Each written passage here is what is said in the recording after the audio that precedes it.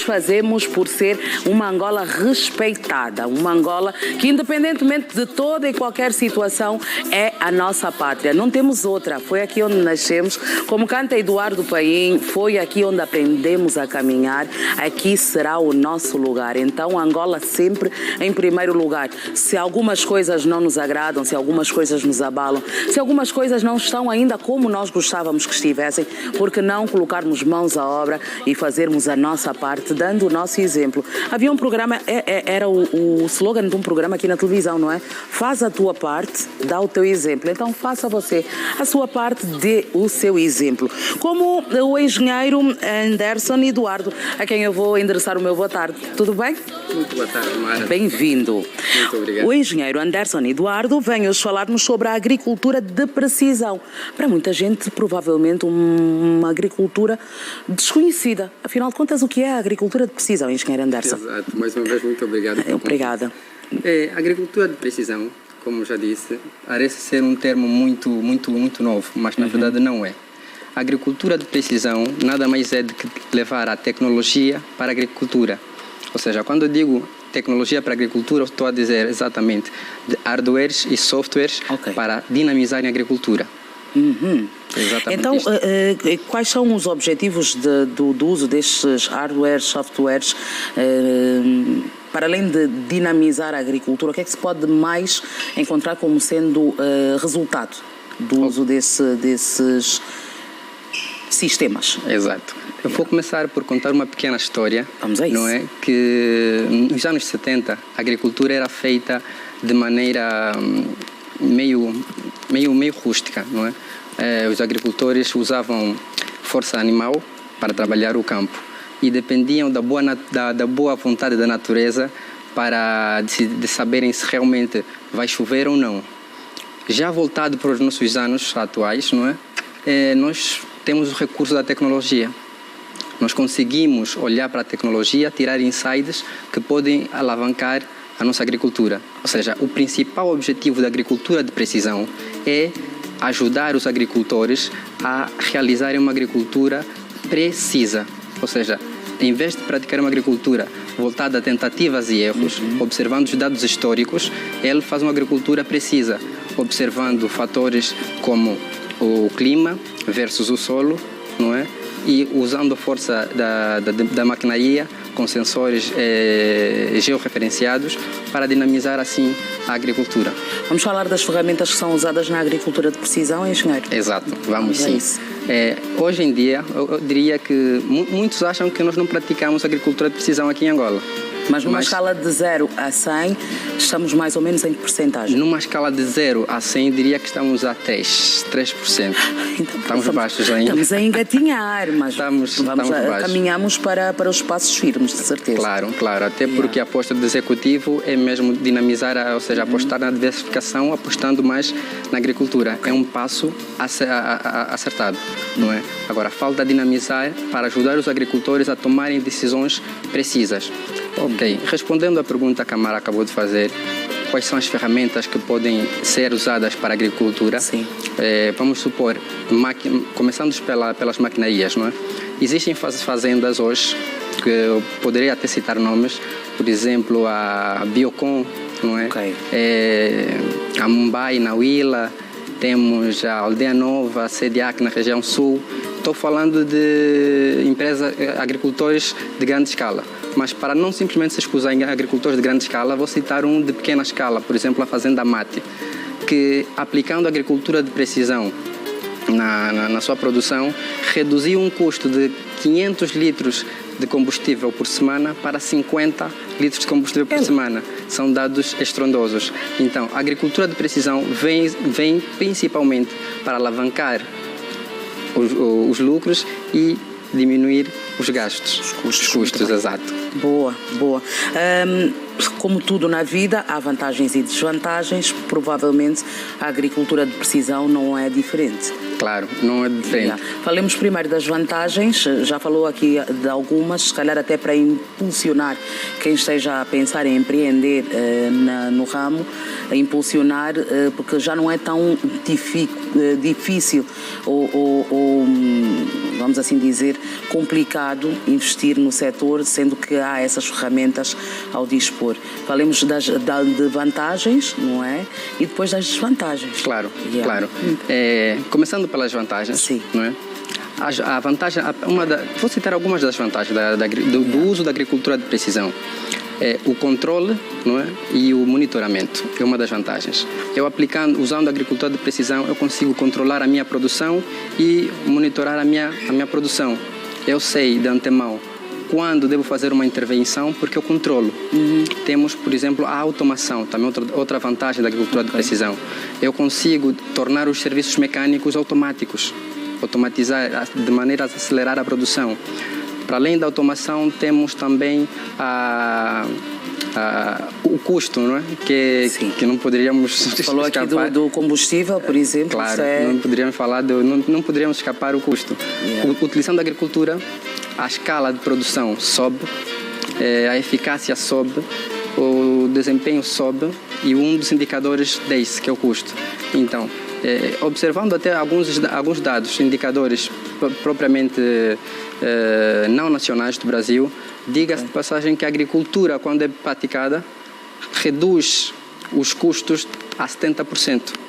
Claro que para nós aqui em Angola a gente vai ter que observar a realidade de outros países e trazer para o nosso como cajado, simplesmente para se apoiar, não é? E materializar a nossa realidade.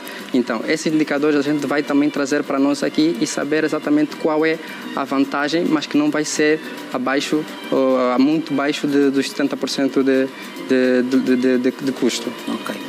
Voltando agora, como não poderia ser, também tem as desvantagens, né? Naturalmente. Exato. Duas das principais desvantagens da agricultura de precisão. Primeiro está o custo da aquisição de máquinas e softwares. Isso por quê? Porque para adquirir uma máquina que já tem todos os sensores para a prática da agricultura de precisão, é muito custoso, não é? E os softwares para ajudarem a gestão e acompanhamento também são caros. Então, mas vamos considerar que isso é um gasto que é feito inicialmente e depois surgem as vantagens. Exatamente. Portanto, é uma desvantagem que acaba por ser uma vantagem. Exatamente. É preciso investir para depois ir buscar o retorno. Exatamente. A outra desvantagem é o custo, a curva de aprendizado, não é? Porque usando a agricultura de precisão, automaticamente o agricultor vai ter que ter algumas noções sobre a tecnologia. E essa curva de aprendizado assusta ainda o agricultor. Então, também é uma das desvantagens. E como a Mara mesmo disse, podemos transformar essas desvantagens em vantagens. Ali entra o termo do cooperativismo. Ok. Então, se eu sou um agricultor singular, não é? É muito gritante adquirir uma máquina. Mas se eu estiver dentro de uma cooperativa de 20, 10 mais agricultores, esse custo já diminui. E eu já consigo tirar mais proveito dessa aquisição. Okay. Então, é basicamente nesta vertente que a agricultura de precisão. Eu acredito que na agricultura de precisão, quando bem praticada, as desvantagens não são assustadoras. Não são assustadoras. Alguns países, citou aqui o Brasil, que diz que numa ordem de 70% de sucesso, citou o Brasil como exemplo. Que outros países é que já praticam a agricultura de precisão e que exemplos é que se pode ir lá buscar para se enverdar pelo mesmo caminho aqui no nosso? Ok, eu vou citar, repetindo o Brasil, porque estive no Brasil, vivi a experiência, até porque eu tenho um artigo publicado em 2 congressos, um no Brasil mesmo, no 5º Congresso Brasileiro de Agroinformática, isso no Paraná, e outro em Espanha, em Vigo, no 2º Congresso Mundial sobre Tecnologias da Informação. Boa. Então, esses dois países eu referenciaria aqui como exemplo, porque apostam na agricultura de precisão para dinamizar a sua produção. Ok. Então, esses 2 países eu vejo como um espelho para nós que estamos a começar agora a vergar por este caminho. Eles também apresentam muitos casos de sucesso que possam servir de referência quando se olha para a produção com base na agricultura de precisão? Sim, tem bastante sucesso. Diga-se de passagem, eu vou falar muito do Brasil porque eu vivi essa experiência também. E eu consegui observar que os agricultores, não é, conseguem praticar uma agricultura, digamos, monocultura, não é? Eu sou um agricultor que a minha especialidade é simplesmente produzir repolho. A minha especialidade é simplesmente produzir banana. Temos exemplo aqui em Angola do Rei das Bananas, você já ouviu falar? Isso eu costumo acompanhar assim muito por alto a feira da banana que acontece no Bengo. Exato. E os produtores de banana de facto são aqueles que acabam por mostrar produtos com qualidade, inclusive para exportação. Exato. Se necessário for. Esta qualidade vem do facto deles praticarem uma agricultura, ou seja, uma monocultura, se autoespecializarem em uma determinada cultura. Isso ajuda muito o agricultor na prática e no domínio do seu produto. Então, ele vem conhecendo o ciclo todo da sua produção e consegue... Sem dispersar a atenção, né? Exatamente, sem dispersar a atenção. Porque muitos são os agricultores que praticam uma agricultura... Tem cenoura, ou seja, os legumes, tem os cetrinos, tem os cereais, e é muita coisa junta que no final ele mesmo se perde no seu próprio negócio, não é? Se não tiver uma boa gestão, claro, né? Porque há muitos que fazem muito bem feito. Sim, exato. É como tudo. Olha, muito bem. Obrigada, engenheiro Anderson Eduardo. Tem alguma formação, alguma palestra que por estes dias vá dar aqui em Luanda ou noutro ponto do país que seja mais fértil em termos da agricultura, para começar a passar mais informação sobre a agricultura de precisão? Olha, para ser sincero, este é o primeiro encontro televisivo que eu exponho sobre a agricultura de precisão. Opa. Já, exatamente. Seja o primeiro de muitos. Exato. E não tem intenções de expandir essa informação, de partilhar, melhor dito, essa informação com agricultores fundamentalmente, ou com pessoas que possam estar interessadas em entrar para o mundo do agronegócio? Tenho sim, até porque tenho casos de sucesso de agricultores que apostaram e decidiram, porque tem um projeto voltado à agricultura de precisão, não é? Porque a agricultura de precisão é um leque enorme. Então, cada pessoa pode criar um projeto dentro do leque global da agricultura de precisão. Eu, particularmente, tenho um projeto que ajuda os agricultores a tomarem as melhores decisões. Esse projeto funciona de que maneira? Os agricultores entram em contato comigo e eu consigo ajudar os agricultores a saberem o que plantar em uma determinada região. Supondo, para a região sul, não é? Propriamente na cidade, pode ser, por exemplo, na cidade da Kibala, não é? Tem alguns fazendeiros aí próximo e numa determinada fazenda eu chego para lá e faço um estudo onde eu observo o clima, alguns indicadores relacionados ao clima, como a direção do vento, a precipitação, a temperatura, não é? E cruzo com as características do solo para saber se aquela região é propícia para se produzir o determinado produto que o agricultor quer. Porque há casos em que o produto que é produzido, não passando antes por esse estudo, acaba por dar mais prejuízo do que benefícios. Do que benefício, exatamente isto. Então eu venho para ajudar já os agricultores, prevenir os agricultores a praticar uma agricultura assertiva. Não de tentativa e erro, baseados em dados históricos. Meu pai sempre produziu aqui e eu vou produzir também aqui. Então, é basicamente nesta vertente. O caso de sucesso foi na fazenda Uambo, não é? Em que a fazendeira Dulce contactou-nos, fizemos essa análise, esse estudo e, ao final, sugerimos que ela apostasse na produção de tubérculos, principalmente as batatas. E ela meio que cética, porque foi o primeiro aconselhamento agrícola que ela teve, e ficou tipo, mas Anderson, será que vamos mesmo apostar e tudo mais? E apostou.